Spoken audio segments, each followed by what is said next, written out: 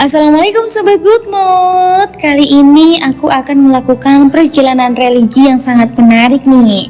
Tempat yang penuh dengan sejarah dan nilai spiritual yang sangat mendalam. Di sini aku bakal mengunjungi dua makam yang sangat penting, yaitu makam Siti Fatimah binti Maimun dan juga makam Panjang.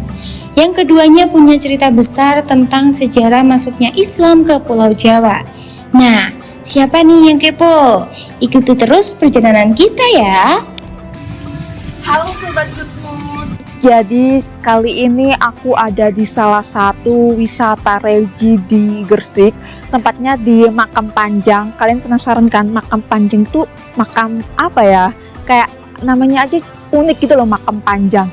Nah, kalian penasaran kan seperti apa? Ikuti aku keseruannya hanya di Good Mood, Good Place, Good Food. Yuk.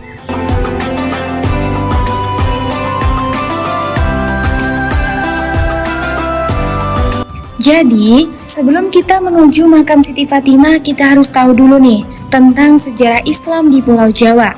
Islam pertama kali masuk ke Jawa pada abad ke-13 dan salah satu daerah yang menjadi pusat penyebarannya adalah Gresik. Gresik ini dikenal sebagai kota yang kaya akan sejarah Islam, terutama karena banyaknya tokoh ulama yang datang ke sini untuk menyebarkan ajaran Islam.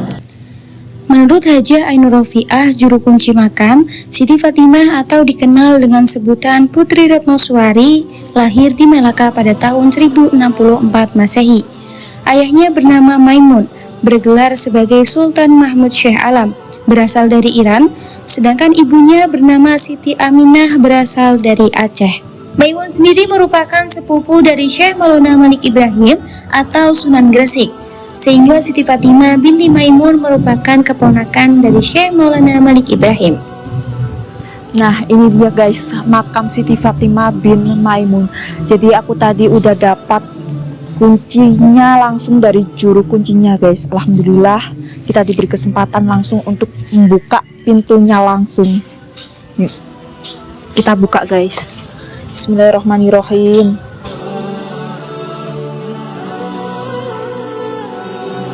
Konon Siti Fatimah datang ke Jawa atas perintah Syekh Maulana Malik Ibrahim untuk menyebarkan Islam di tanah Jawa.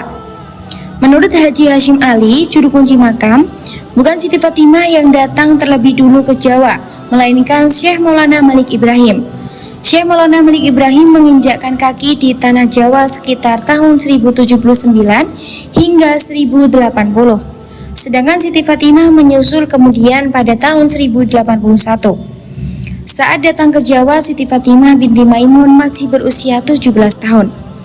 Kedatangan Siti Fatimah sendiri dimaksudkan untuk menyebarkan agama Islam lewat jalur perkawinan. Kala itu Syekh Maulana Malik Ibrahim berniat mengawinkan Siti Fatimah dengan seorang raja Buddha. Karena pada awalnya Syekh Maulana Malik Ibrahim mengalami kesulitan untuk menyebarkan agama Islam di tengah masyarakat yang masih kuat dipengaruhi Hindu-Buddha. Siti Fatimah datang ke Jawa tidak sendiri. Ia ditemani ayah, ibu, beserta rombongan yang terdiri dari kerabat dan pengikut Maimun atau Sultan Mahmud Syekh Alam. Hanya saja sebelum misi tersebut terlaksana, Siti Fatimah terlebih dahulu wafat akibat wabah penyakit yang menyerang daerah Leran dan sekitarnya kala itu. Siti Fatimah wafat pada 7 Rajab 475 Hijriah atau 2 Desember 1082 Masehi. Siti Fatimah wafat saat masih perawan. Kompleks makam Leran terdiri atas beberapa makam yang hingga kini diduga sebagai makam saudara dan pengikut Fatimah binti Maimun. Kompleksnya terdiri atas bangunan dan dikelilingi oleh tembok, tersusun dari depan ke belakang dengan sisi belakang merupakan yang paling sakral. Karena masih ada pada periode waktu kerajaan Hindu-Buddha, makam ini sedikit lebih berbeda dari makam Islam lainnya. Adapun tembok yang melilingi kompleks makam ini terdiri atas paling tidak 2 lapis tembok, sehingga menunjukkan bahwa sang tokoh yang dimakamkan memiliki status sosial yang dihormati. Selain peran beliau dalam penyebaran Islam, makam ini juga menjadi simbol penting karena menunjukkan bagaimana Islam berkembang dengan sangat kuat di Gresik. Keberadaan makam ini juga memberikan banyak inspirasi bagi umat muslim, khususnya dalam menjaga ajaran agama yang sudah ditinggalkan oleh para wali dan ulama besar. Nah guys, tadi kan kita udah ke makam Siti Fatimah binti Maimun. Nah sekarang kita mau ke makam panjangnya. Yuk. Jadi beda ya, makam Siti Fatimah tadi dengan makam panjang itu beda.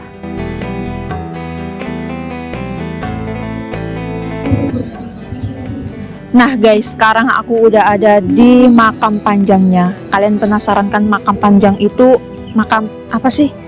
Kalau penasaran ikutin aku terus yuk.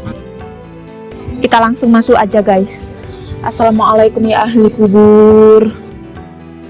Setelah berziarah ke makam Siti Fatimah, perjalanan kita masih belum selesai. Sekarang kita akan lanjut ke makam panjang yang juga punya kisah yang gak kalah menarik nih. Yuk, ikuti terus perjalanan kita.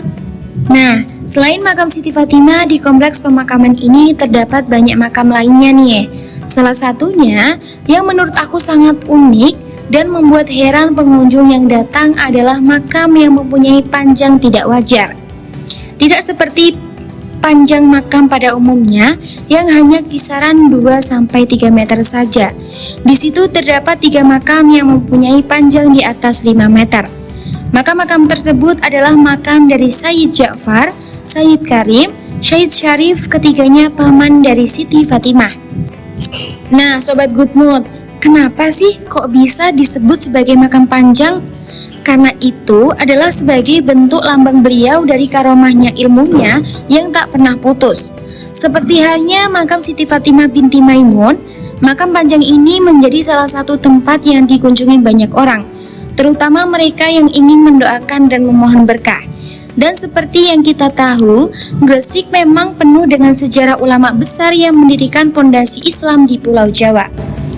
Perjalanan kita hari ini benar-benar membuka mata ya Sobat Good Mood. Dari makam Siti Fatimah binti Maimun yang punya peran penting dalam sejarah Islam di Jawa, hingga makam panjang yang juga menjadi saksi bisu perjuangan dakwah Islam. Gresik memang kaya akan sejarah, dan setiap tempat yang kita kunjungi hari ini punya cerita yang sangat bermakna. Semoga perjalanan hari ini bisa menambah pengetahuan kita tentang sejarah Islam, dan semoga kita semua bisa mengambil hikmah dari perjalanan ulama dan wali yang telah mendahului kita. Sampai jumpa di Good Mood selanjutnya. Assalamualaikum.